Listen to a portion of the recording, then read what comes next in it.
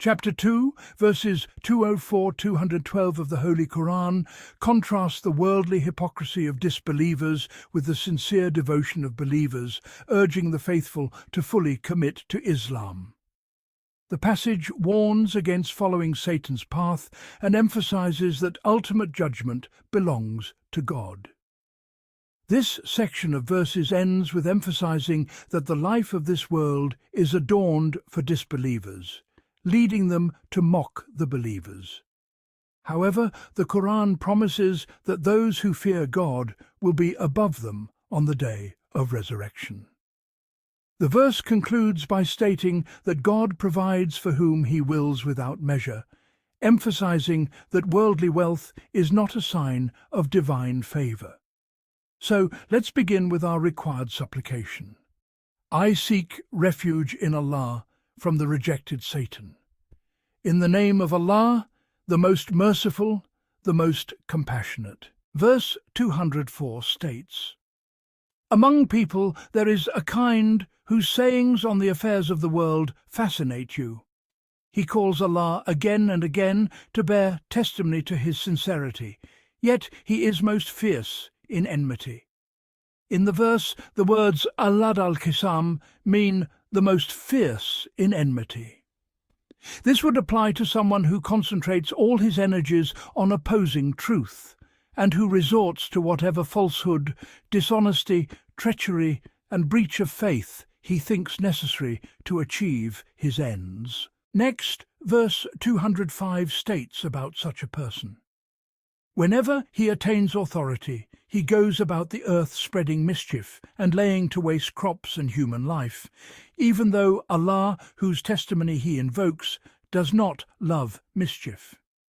In this verse, the expression ida tawala can be translated in two ways. First, in the manner of our translation of the text.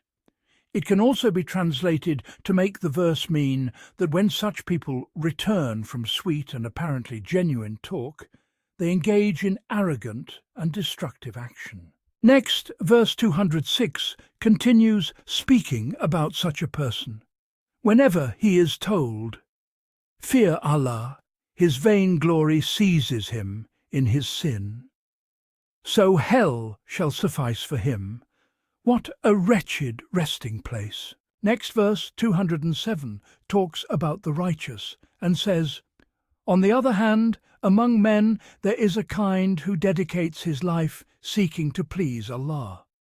Allah is immensely kind to such devoted servants. Believers, enter wholly into Islam and do not follow in the footsteps of Satan, for he is your open enemy.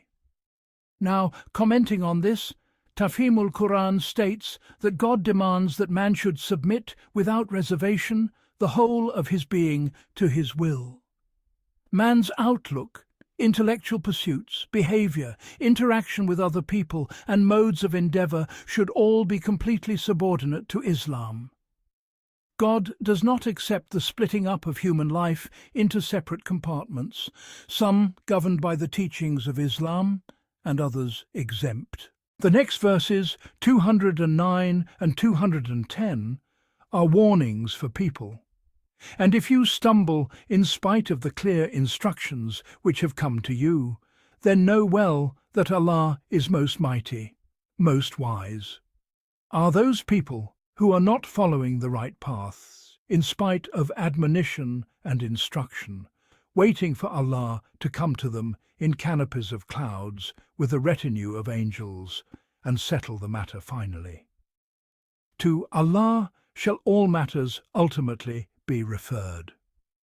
A brief commentary on these verses is in order. These words are indicative of an important fact. Man's test lies in showing whether he accepts reality even though he cannot perceive it directly through his senses, and whether, after having accepted it, he has the required moral stamina to obey God, even though he is endowed with the capacity to disobey him. In sending the prophets, in revealing the scriptures, indeed, even in performing miracles, God has always taken care to leave scope for testing man's power of judgment and his moral stamina. He has never disclosed reality to such a degree that man would be inevitably compelled to accept it. For if that were done, nothing would remain to be tested, and the very idea of man's success or failure would be meaningless. It is pointed out, therefore, that people should not keep waiting for God and the angels, the devoted servants of his realm, to appear before them. If that were to happen, it would mark the end of everything, and there would be no occasion left for man to decide anything. To believe and to bow in submission and obedience to God are of value only so long as the reality is presented in such a way as to make its rejection possible. For if the truth were to be fully disclosed, and if men were to see with their own eyes God on his throne of majesty, with the entire universe acting according to his command, what would be the worth of their faith and obedience? If all these things were physically observable, not even the most stubborn unbelievers and the worst sinners would dare either to disbelieve or disobey. Acceptance of faith and obedience has value only as long as there remains a veil over reality. The moment when reality is totally unveiled would mark the end of the period granted to man to decide, and of the testing period for him. It would, in fact, be the day of judgment. Next, verse 211. Ask the children of Israel how many clear signs we gave them. And when a people tamper with Allah's bounty after it has been bestowed on them, then indeed Allah is severe in punishment. There are two reasons why this verse in query is addressed to the children of Israel.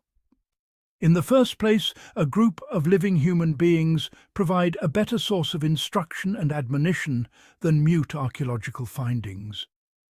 In the second place, the Israelites were a people who, having been endowed with scripture and prophethood, were entrusted with the leadership of the world. By falling prey to worldliness, hypocrisy, and other errors of belief and conduct, they subsequently lost God's favour. A people entrusted with the task of universal leadership could derive no better lesson from another people than this one. Next, verse 212. Worldly life has been made attractive to those who have denied the truth. Such men deride the men of faith, but the pious shall rank higher than them on the day of resurrection. As for worldly livelihood, Allah grants it to whomsoever He wills without measure.